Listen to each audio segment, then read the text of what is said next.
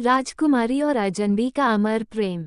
हिमालय की बर्फीली चोटियों के बीच बसा सुरभि राज्य अपनी प्राकृतिक सुंदरता और शांत जीवन के लिए प्रसिद्ध था। यहाँ के राजा विक्रम सिंह अपनी वीरता और न्यायप्रियता के लिए जाने जाते थे। राजा की एकमात्र संतान राजकुमारी ईशिता न केवल अपनी अद्वितीय सुंदरता के लिए प्रसिद्ध थी, बल्कि उसकी बुद्धिमानी और दयालुता की भी सराहना होती थी। परंतु महल के कठोर अनुशासन और सामाजिक बंधनों के कारण उसका जीवन बंधनों में कैद था। राजकुमारी का दिन महल के नियमों और रिवाजों के बीच गुजरता था। सुबह पूजा, फिर राजनीति के पाठ और शाम को महल के बगीचे में टहलना। ये दिनचर्या उसे कभी सुकून नहीं देती थी। महल के पास बहती सुरभि नदी उसकी एकमात्र राहत थी। जब भी उसे मौका मिलता, वह वहां जाकर प्रकृति के साथ समय बिताती। एक दिन जब ईशिता सुरभि नदी के किनारे टहल रही थी, उसने दूर से बांसुरी की मधुर धुन सुनी। ये धुन इतनी दिल छू लेने वाली थी कि वो उस ओर खींचती चली गई। नदी किनारे एक युवक साधारण कपड़ों में बैठा बांसुरी बजा रहा था। उसकी आंखों में गहराई और चेहरे पर शांति थी। ईशिता ने पूछा, तुम कौन हो? युवक ने मुस्कराते हुए कहा, मेरा नाम अरण्य है। मैं एक यात्री हूँ और प्रकृति का प्रेमी हूँ। ईशिता ने अरण्य से उसके जीवन के बारे में पूछा। अरण्य ने अपनी यात्राओं के अनुभव साझा किए। वह बात करते करते अपनी सादगी से ईशिता को प्रभावित कर गया। उस दिन के बाद ईशिता हर रोज चोरी छिपे नदी के किनारे जाने लगी। दोनों घंटों बातें करते। ये समय उनके लिए सबसे खास बन गया। धीरे धीरे उनकी दोस्ती गहरे प्रेम में बदलने लगी। ईशिता को अब महल का जीवन कम बंधन भरा लगता था, क्योंकि उसे अरण्य के साथ बिताए पल उसकी उदासी को मिटा देते थे। राजकुमारी के महल से बाहर जाने और एक अजनबी युवक से मिलने की खबर सिपाहियों ने राजा तक पहुंचाई। राजा विक्रम ने ये सुनते ही क्रोध में सिपाहियों को अरण्य को बंदी बनाने का आदेश दिया। सिपाही सुरभि नदी के किनारे पहुंचे और अरण्य को पकड़ लिया। ईशिता ये देख सन्न रह गई और अपने पिता से प्रार्थना करने का निश्चय किया। अरण्य को महल लाया गया। राजा विक्रम ने गुस्से में उससे पूछा, तुम कौन हो और मेरी बेटी से क्यों मिलते हो? अरण्य ने शांत स्वर में उत्तर दिया, मैं एक साधारण यात्री हूँ, लेकिन मैंने राजकुमारी से सच्चा प्रेम किया है। राजा ने कहा, अगर तुम मेरी बेटी से सच्चा प्रेम करते हो, तो तुम्हें अपनी निष्ठा साबित करनी होगी। राजा ने अरण्य को सबसे ऊंची चोटी पर जाकर दुर्लभ नील कुसुम लाने का आदेश दिया। अरण्य ने बिना किसी झिझक के चुनौती स्वीकार कर ली। वो खतरनाक चट्टानों और घाटियों को पार करता हुआ उस चोटी तक पहुंचा। अरण्य ने अपने साहस और धैर्य से वह दुर्लभ फूल पाया और महल वापस लौट आया। राजा ने अरण्य से कठिन पहेलियां पूछीं, जिनका उत्तर केवल एक ज्ञानी व्यक्ति ही दे सकता था। अरण्य ने अपनी चतुराई और तार्किक सोच से हर पहेली का सही उत्तर दिया।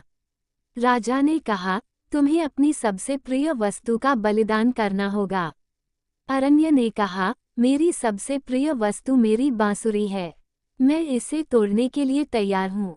राजा ने देखा कि अरण्य का प्रेम निस्वार्थ और सच्चा है। उन्होंने उसे अपनी बेटी के योग्य माना। महल में ईशिता और अरण्य के विवाह की तैयारियां शुरू हो गईं। पूरे राज्य में खुशी की लहर दौड़ गई। ईशिता और अरण्य का विवाह धूमधाम से हुआ। ये राज्य का सबसे बड़ा उत्सव बन गया। विवाह के दौरान राजा ने सभा में कहा, सच्चा प्रेम किसी जाति, वर्ग या पद से बंधा नहीं होता। ईशिता और अरण्य ने अपना नया जीवन शुरू किया। उनका प्रेम उनकी ताकत बन गया। ईशिता और अरण्य ने राज्य में नई परंपराएं शुरू की, जहां प्रेम और समानता को महत्व दिया गया। उनकी प्रेम कहानी सुरभि राज्य की पहचान बन गई। लोग उनकी कहानी सुनते और उनसे प्रेरणा लेते। विवाह के बाद भी अरण्य ने अपना संगीत जारी रखा। उसकी बांसुरी की धुन अब भी लोगों को मोहित करती थी। ईशिता ने अपने प्रेम के लिए जो संघर्ष किया, वो हर युवती के लिए प्रेरणा बन गया। महल अब पहले से अधिक जीवंत हो गया था। ईशिता और अरण्य के प्रेम ने सबको नई उम्मीद दी। राजा ने अपने अनुभव से सीखा कि सच्चा प्रेम जीवन का सबसे बड़ा धन है। ईशिता को अब अपने जीवन में वह खुशी और आज़ादी मिल गई जिसकी उसे हमेशा चाहत थी। ईशिता और अरण्य के बच्चों ने भी उनके आदर्शों को आगे बढ़ाया। ईशिता और अरण्य की प्रेम कहानी को कवि, लेखक और कलाकार अपनी रचनाओं में जीवित रखते रहे। सुरभि राज्य के लोग इस कहानी से सीखते थे कि प्रेम हर बंधन को तोड़ सकता है। उनकी कहानी पीढ़ियों तक सुनाई जाती रही। उनके प्रेम और आदर्शों ने सुरभि राज्य को आदर्श राज्य बना दिया। सुरभि राज्य से यह संदेश पूरी दुनिया में फैल गया कि प्रेम सबसे बड़ा गुण है। ईशिता और अरण्य की कहानी प्रेम और बलिदान की ऐसी गाथा बनी जो सदियों तक लोगों के दिलों में जीवित रही। छन छन और वो प्यार। गांव का नाम चंदनपुर था। ये गांव पहाड़ियों और घने जंगलों के बीच बसा हुआ था। यहाँ की खूबसूरती के पीछे कई रहस्यमयी कहानियां भी दबी हुई थीं। लेकिन उनमें सबसे ज्यादा डरावनी थी उस पुरानी हवेली की कहानी। गांव वालों का कहना था कि हवेली में रात को सफ़ेद साड़ी पहने एक लड़की दिखाई देती है। उसके पैरों से छन छन की आवाज़ आती है। जो भी उस हवेली में गया वो कभी लौटकर नहीं आया। अर्जुन, जो एक युवा लेखक था, शहर की भीड़भाड़ और शोर से थक चुका था। वो नई प्रेरणा की तलाश में इस गांव में आया था। उसे रहस्यमयी कहानियों में गहरी दिलचस्पी थी। गांव पहुंचते ही अर्जुन को हवेली की कहानी सुनाई गई। गांव वालों ने उसे वहां जाने से मना किया, लेकिन वह इन बातों पर विश्वास नहीं करता था। अर्जुन को बचपन से ही डरावनी और अद्भुत चीजों की तरफ खिंचाव महसूस होता था। हवेली की कहानी सुनते ही उसने तय कर लिया कि वह इस रहस्य से पर्दा उठाएगा। एक रात, जब पूरा गांव सो रहा था, अर्जुन ने अपने कैमरे और टॉर्च के साथ हवेली में जाने का फैसला किया। वह मन ही मन थोड़ा डरा हुआ था, लेकिन उसका उत्साह डर से कहीं ज्यादा था। हवेली तक पहुंचते ही उसने देखा कि यह जगह घने पेड़ों और बेलों से घिरी हुई थी। दीवारों पर काई जमी हुई थी और दरवाजे चटक चुके थे। जैसे ही उसने दरवाजा खोला, हवेली के अंदर से ठंडी हवा का झोंका आया। अर्जुन ने अपने टॉर्च से चारों तरफ रोशनी डाली। अंदर सब कुछ बिखरा हुआ था। हवेली के अंदर एक बड़ा हॉल था, जहां दीवारों पर अजीबोगरीब चित्र बने हुए थे। चित्रों में एक लड़की को दिखाया गया था, जिसके चेहरे पर हमेशा उदासी थी। तभी अर्जुन को छन छन की आवाज़ सुनाई दी। यह आवाज़ उसकी तरफ बढ़ रही थी।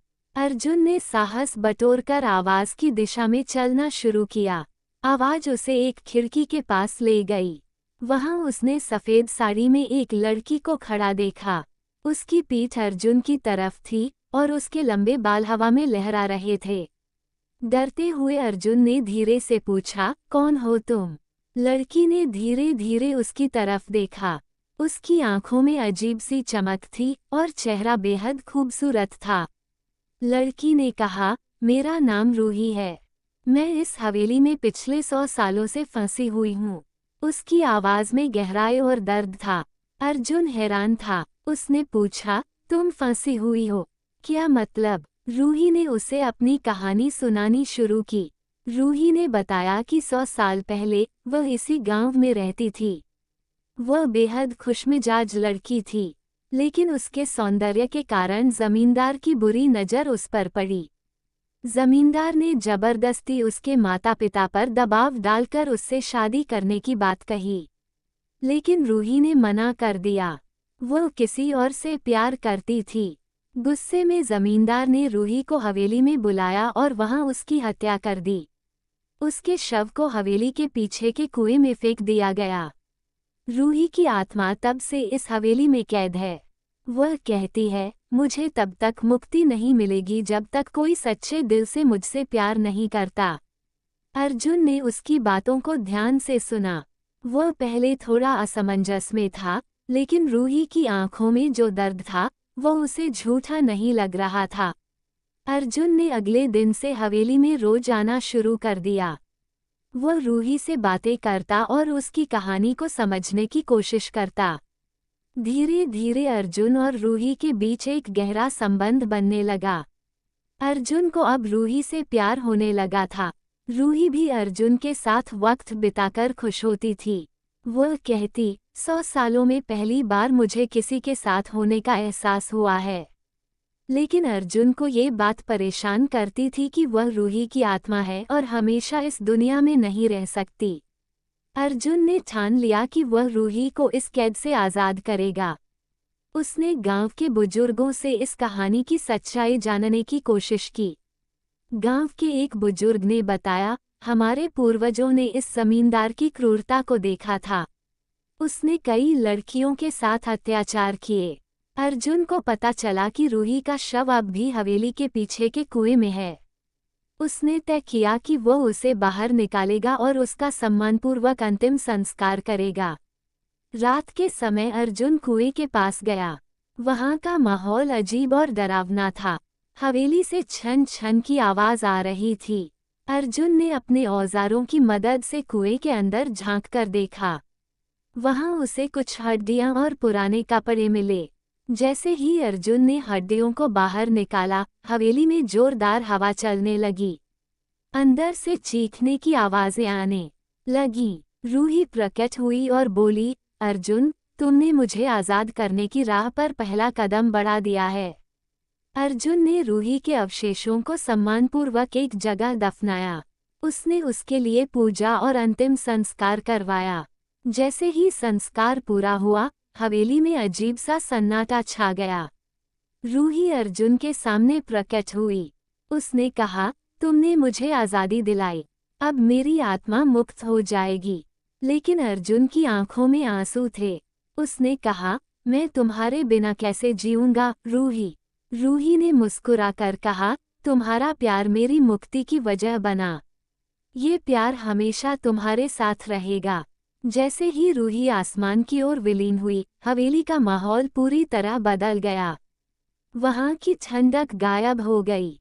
अर्जुन वापस गांव लौट आया। उसने रूही की यादों को अपनी किताब में लिखा, जो पूरे देश में मशहूर हुई। हर रात अर्जुन हवेली के पास जाता और वहां उसे छन छन की आवाज सुनाई देती, जैसे रूही उसे याद दिला रही हो। अर्जुन ने कभी शादी नहीं की। उसके लिए रूही ही उसकी पहली और आखिरी प्रेमिका थी। गांव वाले कहते हैं कि अर्जुन और रूही की कहानी सच्चे प्यार की मिसाल है।